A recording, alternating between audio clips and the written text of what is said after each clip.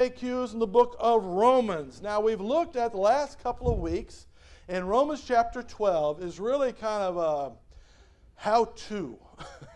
A nice list of things that now that we are saved, now we've accepted Jesus Christ as Savior, God can now, if we will let Him, if we will just let Him, He will come in and start really making some important changes, especially where? In our head. We still have that mind that's been warped by the sin nature. We still have that mind that's been warped by the world around us. And we need some change. And he started in Romans chapter 12, verses 1 and 2 with, I beseech you therefore, brethren, by the mercies of God, that you present your bodies a living sacrifice, holy, acceptable unto God, which is your reasonable service, right? Remember that part. That's going to come up later today.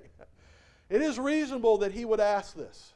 For what all he has done, who we were, how he saved us, and all his blessings and all his power. It's just reasonable that we would present everything to him, sacrifice all to him, every area of our life, right?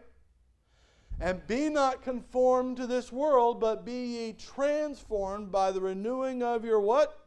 Mind, that you may prove what is that good, acceptable, and perfect will of God. We got to start putting His will in our head. In each situation, being able to determine what is God's will, which is right, and what is my will, or the world's will, or whose will, and say, no, I'm going to do it whose way?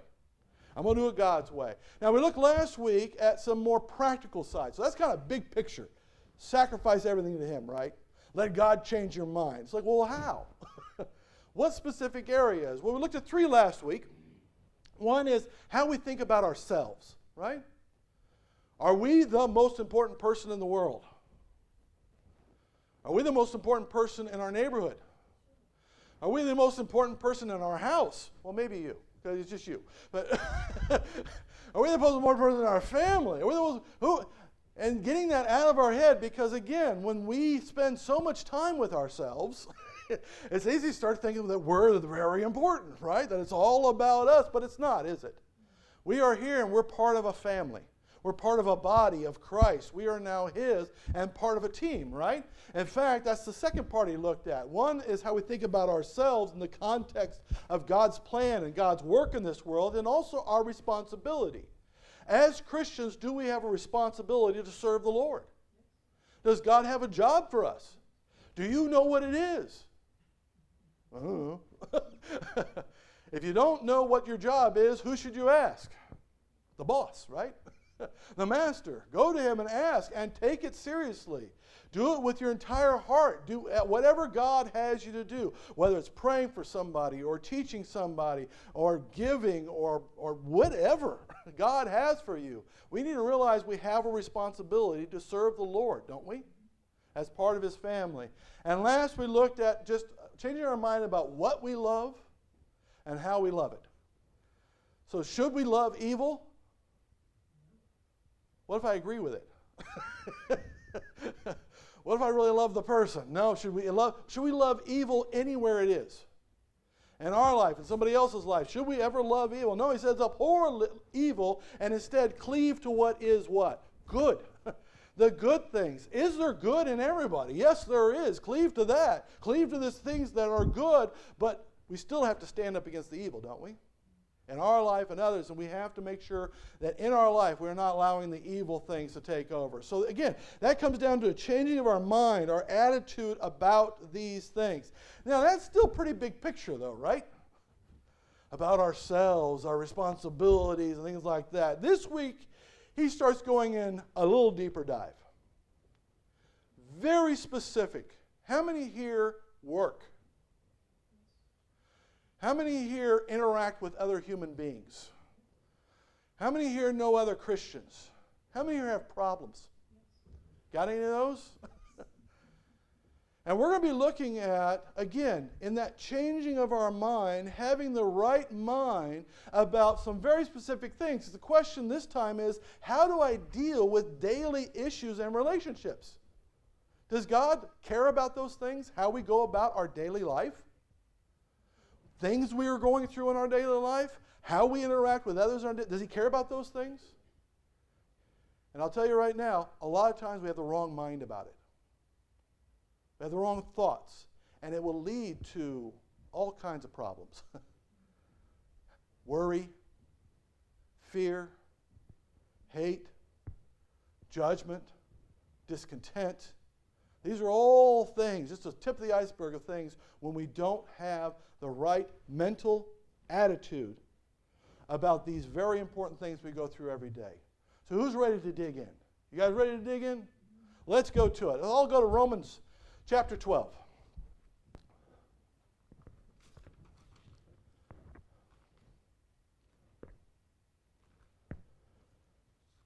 Romans chapter 12, we're going to start in verse 10. And first he's going to start our relationship with one another. Fellow Christians. How should we treat one another? Right? And here he starts and he says in verse 10, be kindly affection one to another with brotherly love. In honor, in fact, preferring one another, putting others first. By the way, do both of those require a change in mind? Because let's face it, we are like the people during Jesus' time. When he says love somebody, what was their response usually? Well, I will love who I'm supposed to love, right? And I'm supposed to love people who think like me and act like me and talk like me and do those kinds of things. That's who I'm supposed to love. No, what does he say here? Who are we supposed to love and be kindly affection towards? All of those who are our brothers and sisters in Christ. He starts there. We're going to get into other people later. But let's just start right there. We are supposed to love one another with a kind affection. Now, what does that mean? Well, to care about one another. I want everybody to just take a moment and look around the room. Just look around. Look who's here. Do you know those people? Now, we're a small group, right? Can you imagine this is one of those big 5,000 people auditoriums? They're looking around. How many people would know each other? Here, we still don't really know each other that well sometimes, do we? But who are we supposed to care about in this room? Everybody. You should care about what they're going through. You should care about what's going on in their life. You should care about them, not judge them, not ignore them, but instead care about what's going on in their life and care about it where? From the heart. That's where the affection comes from. Be kindly affection with brotherly love. Phileo, brotherly love. And in fact, he takes that next step and says, in fact, putting their needs above whose? Your own. Let's face it, again, as human beings, it is very easy for us to walk into any situation, and the one thing on our mind is, how can I be taken care of today? How can I make this situation comfortable for me? How can I make sure I get my problems resolved? How can I make sure, because why am I thinking about my stuff? Because I am dealing with my stuff. And he says, change your mind. Get out of your head and start looking around. Look at that brother and sister. Look what they're going through. This is something we try to teach the kids all the time. If you're at school and you see a kid who's crying, you see a kid who's clearly having a bad day, you see a kid who's really struggling or being picked on, you have to do what? Care. Karen, it doesn't matter if you know them or not or anything like that. Enough to go up and just say, hey, what's going on? How you doing? You realize how much better this world would be if they just did these two things? Care about one another and put others' needs first. Now, I know what you're saying. What about my needs then? Well, if everybody's putting everybody else's needs first, are there people putting your needs first? A whole bunch of people. I've said this before, and I'm going to say it again. If everybody here only cared about their own stuff, how many people are caring about your stuff? If all of us are caring about everybody else's stuff, how many people are caring about your stuff? A whole bunch of people. Which is better? This is part of teamwork, folks. It's part of being part of that body. And we got to change our mind. In fact, this is talked about several times by Paul. Let's go to Philippians chapter 2 for one of those places.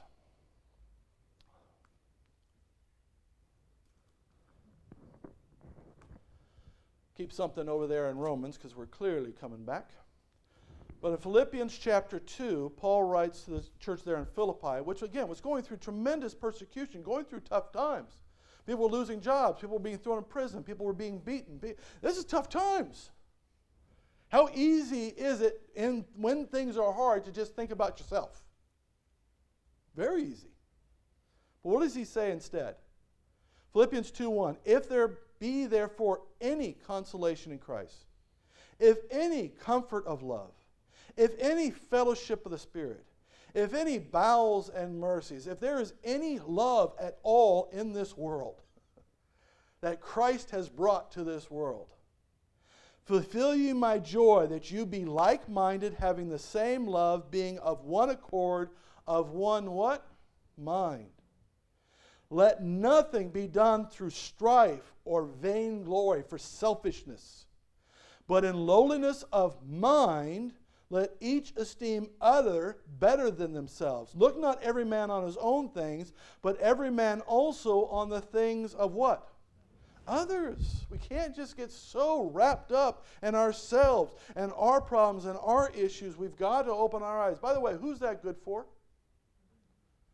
Everybody. It's good for the people you're helping. It's also good for you. If all you ever think about is your own problems, are they going to get smaller or bigger? Bigger. If you obsess about your problems, what are they going to get? Smaller or bigger? Bigger. Get out of your head. That's what he's saying. This is a better way, isn't it? By the way, 1 John 4:7-8, what does that tell us? Beloved, let us love one another. For love is of God, and everyone that loveth is born of God and knoweth God. He that loveth not, knoweth not God, for God is love. You want to get close to God? Love who? Love one another. Right? That's how we do it.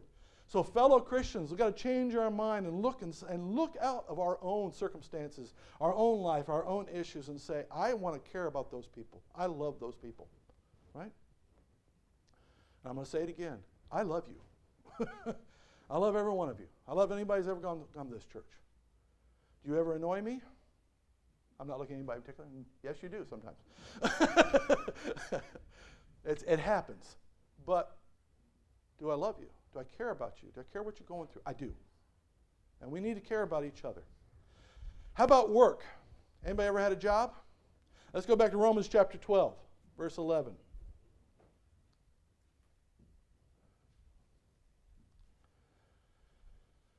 All right, let's get to work. What does it say about work? Verse 11, not slothful in business. In other words, don't be lazy. Is it easy to be lazy? In fact, how many can find a way to justify our laziness? I've worked so hard. It's so much. I can't. It's overwhelming. I can't do it. Yeah, don't do that. Fervent in spirit. In fact, be excited about it. How was the last time you were excited about work? And I'm not just talking about going to work. I'm not even work around the house. He says, no, when it comes to doing work, doing your job, be it at church or at home or at work, in the job, wherever it is, have an uplifting spirit. Be fervent in it. Be excited about it. In fact, serving who? What should our attitude be? I am doing this. I am working for God. In fact, that's not the only time he says that.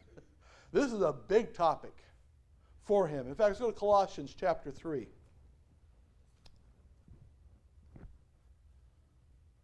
This was clearly a big issue for Paul. In fact, he backs this up, by the way. Yes, he was a missionary, so some people would say, oh, he never had a job. What did he do his entire time that he was a missionary? He was also working. He was a tent maker, too. He did both. He worked, and he was not slothful. He was not lazy. He didn't have any excuses. He worked. So he backs us up when he says this in Colossians chapter 3, verse 22. Servants, anybody who works for anybody, obey in all things your masters, your bosses, according to the flesh, not with eye service as men pleasers, but in singleness of heart, fearing who? Fearing God. Don't do it just, I'm doing it so I look good, so I can get a raise. I'm just doing it to look good so I make them happy. Why do we do it? We do it because who's watching? God is watching. Verse 23, and whatsoever you do, do it heartily, as to the Lord and not unto men, knowing that of the Lord you shall receive the reward of the inheritance, for you serve the Lord Christ. In everything we do, wherever we work, whatever we're doing, we are serving God, not that person. Which is good sometimes, because that person can be hard to work for. That person can be a problem, can't they? Verse 25, but he that doeth wrong shall receive for the wrong for which he hath done, and there is no respect of persons. Chapter 4. Let's get to the masters, though. Because what if you're the boss?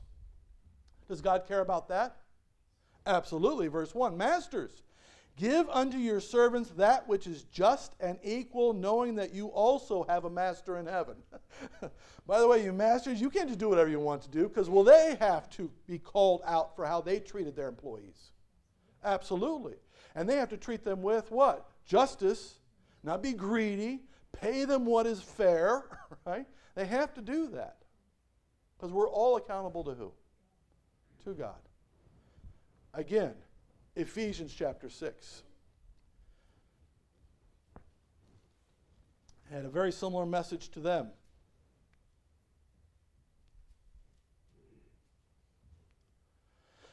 Ephesians chapter 6, verse 5. Servants, be obedient to them that are your masters according to the flesh, with fear and trembling and singleness of your heart, as unto who? As unto Christ.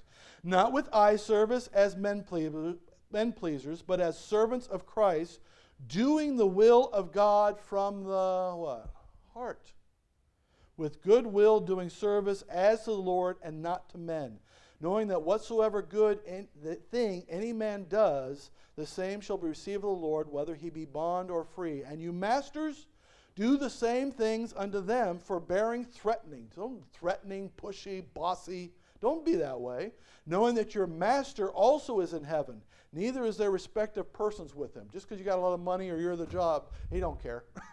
You still have responsibility. And will God reward those who are good workers, who do it with a good heart and a good attitude? Yes. Will he punish those who don't? Because who's in charge around here? God is. So we got to change our mind about work. Now, I like the fact I live in a society where if I really, really don't like my job, I can do what? I can quit. Not to be slothful, not to sit on the couch and play video games, which I would never do because I don't hate those things. But to do what? I mean, I can go get another job, but eventually I've got to ask myself, who's the problem? If I'm just bouncing, is it because I haven't learned in my mind to remember who I'm working for? Right? Who am I working for? I'm working for Christ, right? And I got to figure out where he wants me to be, right? And if he wants me to stick it out, if he wants me to do that, I will do it. Because we need to do what that's a change in mind, isn't it? How we treat each other with love and care, right? Putting others first. And in work, remember who we're working for. What about problems? Anybody got problems? God ain't one of them. Let's go back to Romans chapter 12. Romans chapter 12. I love what he says here. If you've got problems, this is how you change your mind about them. 3 steps. If you're going through something, I know some of you are. I know you're going through some tough times. Maybe it's physical, maybe it's financial, maybe it's spiritual, maybe it's mental. I mean, we all go through stuff. What does he tell us to do? Change your mind. First step is what? Rejoice. Rejoicing in what? Hope. In everything we're going through, is there hope? There's hope in who? Hope in God. Hope in the fact that he has a purpose in everything. Hope in the fact that he will set things right. Hope in the fact that he is in control. There's hope there, isn't it? What does hope take away? Despair, worry, fear, depression. How easy is it in our minds to go there? Very easy. Very easy. It's easy to give up. It's easy because these are hard times we're going through, right? And what does he say? Rejoice in the hope that you have. Change your attitude. Not of despair, but of joy. Knowing that you have hope in God. Doesn't stop there. Also, patient in tribulations. Endure. Do not give up. Get through it, because does God have a plan for every step you're going through? Does God have a purpose in everything we're going through? Yes, he does. Do you believe that? Hope in that? Then just keep going, putting your trust in him, realizing that hope you have, and then, I love this part, continuing instant in prayer. How many need prayer? Praying for one another, praying for yourself. Yes, what you're going through, give it to God. If you are fearful, if you are worrying, if you are ready to quit, who should you talk to? Talk to God. Say, Lord, I'm going through this. I'm struggling here. I'm about to go under. Please help me. And like Peter, when he was going down after walking on the water, who was there? Jesus was there. And then they were on the boat, and then they were on the other side. Right? Everything works together for good. Anybody know what book that's from? Right? It's going to be okay. Change your mind to joy. Change your mind to being patient and working through it. Change your mind to prayer, giving it to him. In fact, James says something very similar. Let's all go to James chapter 1.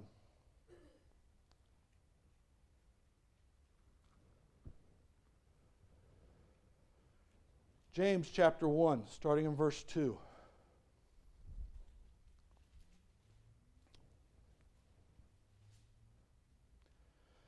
James, the half-brother of Jesus, who was the leader of the church in Jerusalem at this point, says in James chapter 1, "My brethren, count it all joy when you fall into diverse temptations or trials or tribulations," right?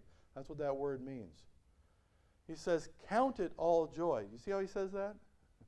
Consider it a joyful thing.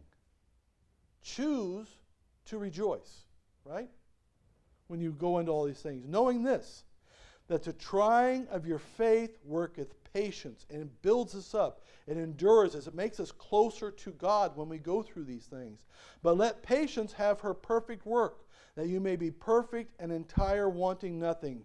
If any of you lack wisdom, let him ask of God, that giveth to all men liberally, and upbraideth not, and it shall be given. And if you don't understand what's going on, you don't see how you can get through, you need wisdom, who should you pray to? Pray to God, right? Count it all joy and pray.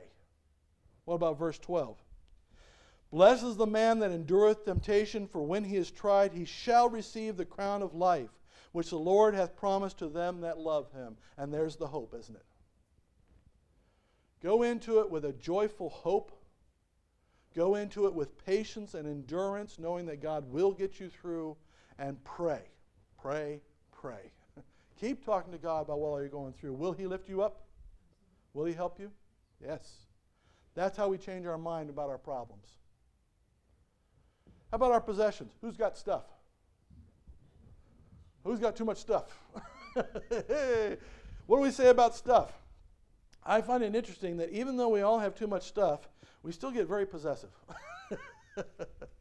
Because all that stuff is whose? Mine. I got too much stuff, but it's all still what? Mine. And he says you got to change your mind about your stuff. Romans chapter 12, verse 13. Distributing to the necessity of the saints. If anybody in the church, any other fellow brothers or sisters in Christ, if any of them have a need and you've got it, what are you supposed to do? Give it to them. But I won't get it back. Yeah, that's the idea. Well, they can't pay me back. Yeah, especially then, right? Give it to them. Say, well, who's going to meet my needs? Again, do I got to do the math again? If just everybody's taking care of themselves and their own needs, you will only have what you have. But if you have everybody, we have all things, right? Are we going to be okay? Don't get so hung up on your stuff. If somebody has need, give it to them.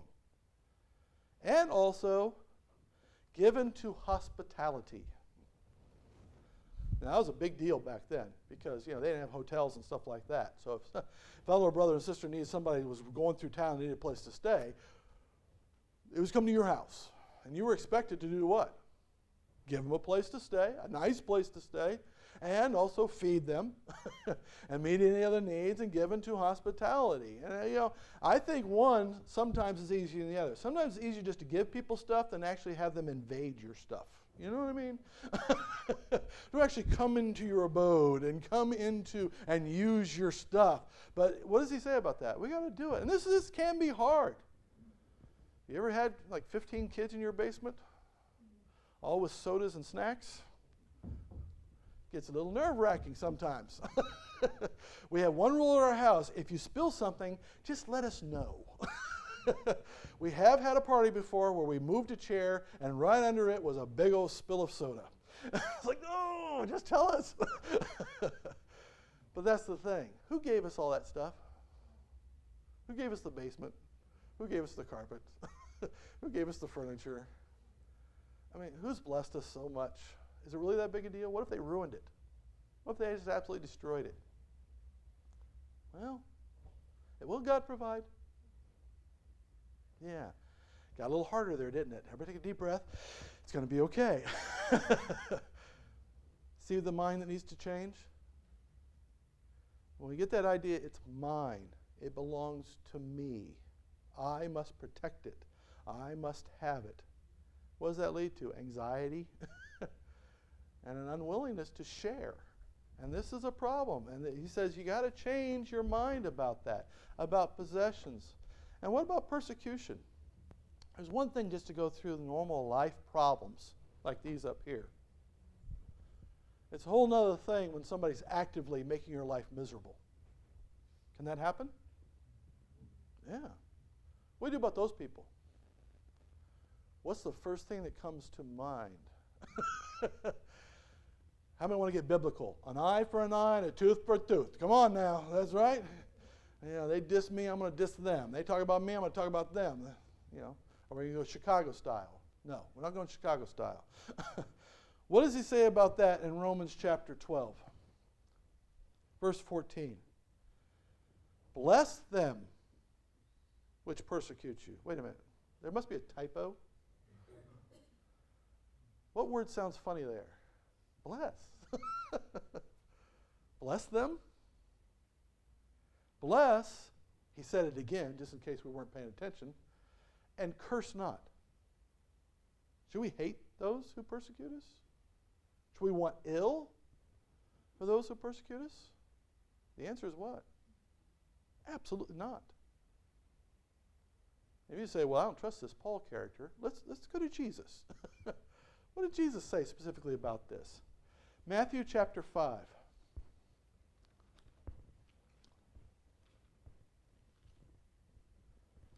Sermon on the Mount, no less. Matthew chapter 5, verse 43. This should be very familiar to everybody. Matthew chapter 5, verse 43. You have heard that it hath been said, thou shalt love thy neighbor and hate thine enemy. Who would say such a crazy thing? Everybody who's human. It just makes sense. They hate me, I should hate them. They hate what I stand for, I should hate them and what they stand for, right? Doesn't that just make sense? Well, it made sense to them. That's what they were taught. That's what society was teaching them. God's people were teaching God's people to treat the people this way. Jesus had a different way of thinking, didn't he? By the way, how many are happy God didn't have that attitude? Verse 44, but I say unto you, love your enemies. Bless them that curse you. Want to go a step further? Do good to them that hate you, and pray for them which despitefully use you and persecute you. And by doing so, you become, as the next verse says, the actual children of God. You become different than the world, right? Because he says, hey, even if you just love the people that love you, you're no different than a tax collector. If you just love people who think like you think and do what you do, then you're no different than a Gentile, right? I mean, We're supposed to be different, aren't we? And in Jesus Christ, can we be different? Can we think different? And he says, bless them, which you can do from afar, right? That's why he goes a step further and says, actively do good to them. And pray for them. What should you pray for them? How many want to go David style? I pray, Lord, that you smite them with a holy smiting. That you rain down fire from on high and destroy them from the face of the earth. That's David's attitude. You know the best prayer you can have for those that hate you? Lord, show them your love. What's the best what's the one thing that your enemy would hate to be? You. So what do you want to pray for them? I want to pray that they be like me, a child of God. Pray that he change their heart. Pray that he change their mind. Because wouldn't that be best? I said that about Osama bin Laden. How much better would this world be right now if Osama bin Laden, after doing the terrible things he did, came out on the radio and said, I got saved. Can you imagine? I'm now a Christian. I'm now a follower of Jesus Christ. Yeah, I'll pay my penalty for what I did. But I want everybody to know that Jesus is the way. Would this world be a different place right now? Wouldn't that have been awesome? How many prayed for that? How many instead prayed, I hope he fries? No. What are we praying for? Pray for their best. Pray that the best thing ever happens to them. And what would that be? No, Jesus Christ their Savior, right? Pray for them. Pray for them. Bless them. Do good to them. That's the only way you win, by the way. If we just get in a fight where they hate us, we hate them, they hate us, where does that end? And what progress has been made? No progress at all. But if they hate you and you love them, what can they do with that? Hate you more? Okay. I'll love you more. How do you like them apples? That's God's way, isn't it? Isn't that what he did? We hated him. We rejected him. And what did he say? I love you. We said, we hate you more. He said, oh, I love you more. He said, we hate you to the infinite. He says, well, I love you to the infinite. In fact, I'll die for you. Isn't that what he did? We need to have that same attitude. Change our mind about that. All right, let's go to verse 15. Finish it up here. Romans chapter 12, verse 15. And this is where we get to how we relate to what's going on in everybody's life. At the beginning, we talked about how we're supposed to be kindly affectionate to one another, right? Care about what's going on. But how do we react? Let's be honest. Think back when you were a kid. Some of you still are. And somebody gets a big award. Maybe they were a teammate on your team and they get the MVP or something like that. What's your first thought? Should have been me. Why do they get good things? Why are good things happening to them? Why is God blessing them that way? They're a terrible person. I can tell you all of those things, bad things about them. They don't deserve that. They shouldn't get that. What am I doing there? Am I being a good friend? A good teammate? A good person? No. And what about when something bad happens to somebody? What's your first response? Good, they deserve it. Yeah, exactly.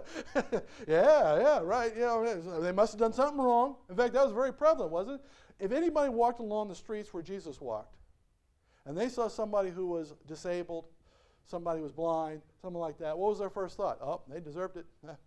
Somebody along their life, somebody sinned. Is that the kind of attitude we should have towards other people? In fact, what does he say? Verse 15. Rejoice with them that do rejoice. Anything good happen to somebody and they tell you about it, what should your first reaction be? Praise be to God. Congratulations. This is wonderful. Thank the Lord. Right?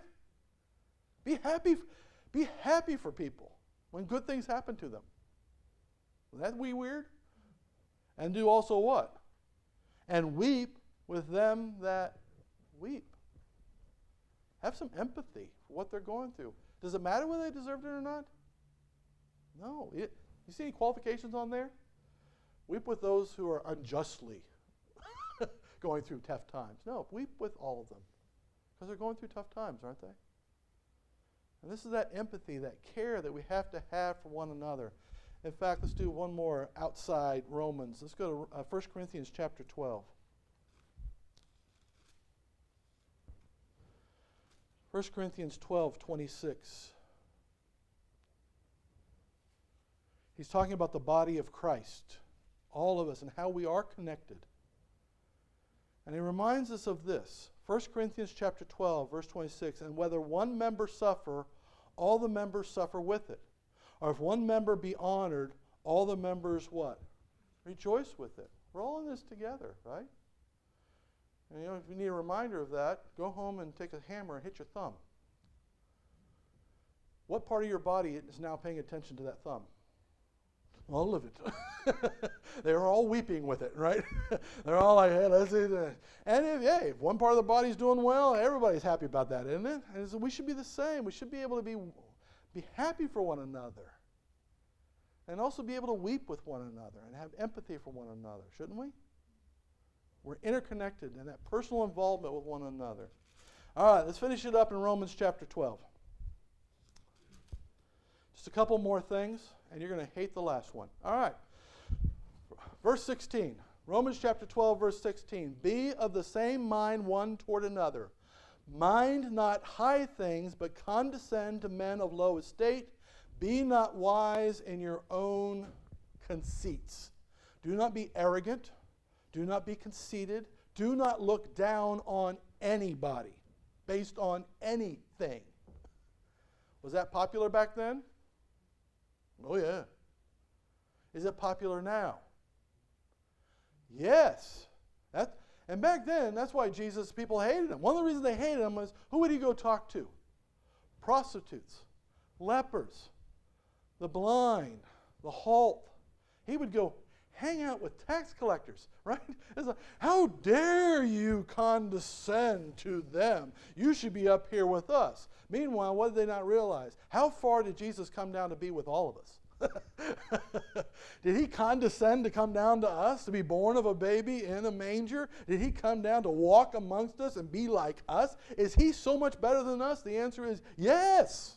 He is so far above us. Should it be a big deal for us to think about other people no matter what they are, or who they are, or what they've done? And to show them love, show them compassion, show them care? The answer is what? Yes, absolutely. Is there anybody that far below you that you can't care about them?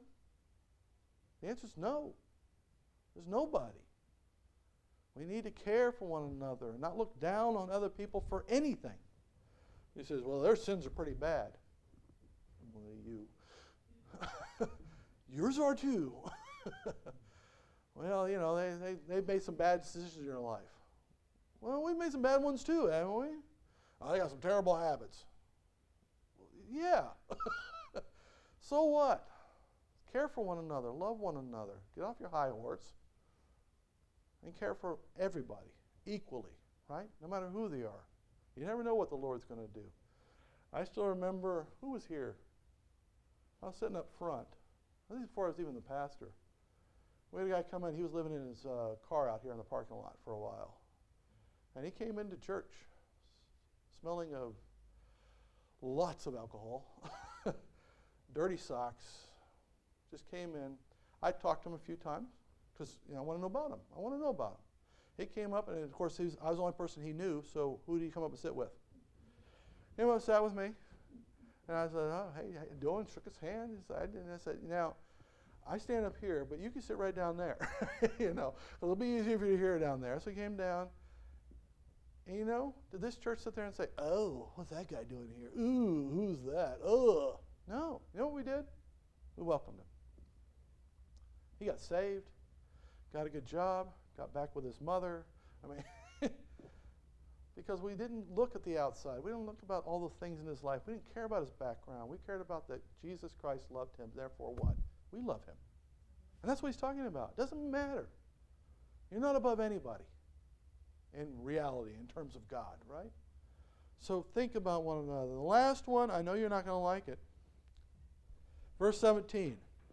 Recompense to no man evil for evil. Provide things honest in the sight of all men. If it be possible, as much as lieth in you, live peaceably with all men. Dearly beloved, avenge not yourselves, but rather give place unto wrath. For it is written, vengeance is mine, I will repay, saith the Lord. Therefore, if your enemy hunger, feed him. If he thirst, give him drink. For in so doing thou shalt heap coals of fire on his head. Be not overcome of evil, but overcome evil with what? Good. If somebody opposes you, opposes Christ, opposes the truth, opposes your political position, your economics position, your lifestyle position, if they oppose you in anything, how should we respond?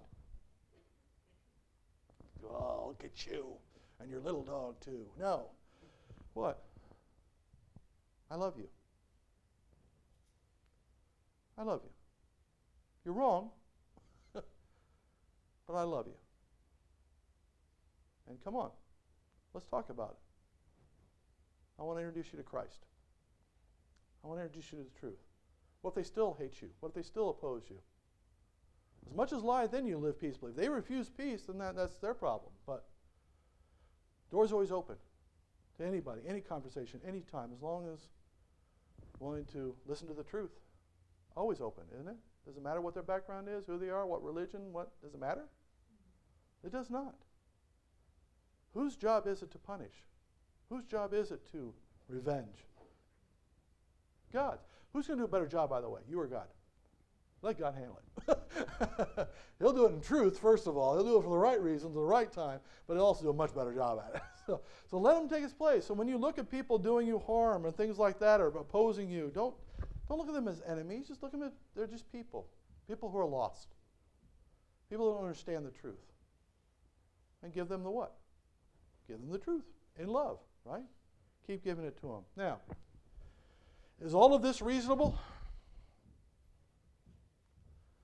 Depends how you think about it, but yeah, because this is whose will. Whose will is it that we treat fellow Christians this way, caring for one another and preferring them above ourselves? Whose idea is it that we work in this way, being a good employee, always working from our heart as unto God? Who is it that we look at problems in a way where we can rejoice and endure to the end and pray and get through these things? Whose idea is it that we treat our possessions this way, as if they are not just ours, but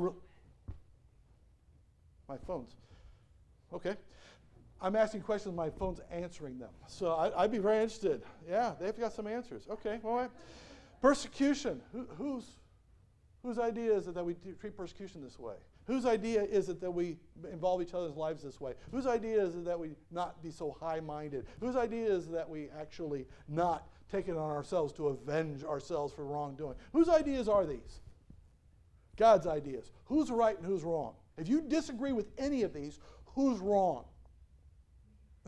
We are. Change your what? Is it going to take some time? Is it going to take some practice? Is God going to help? And if you don't like these, wait till next week.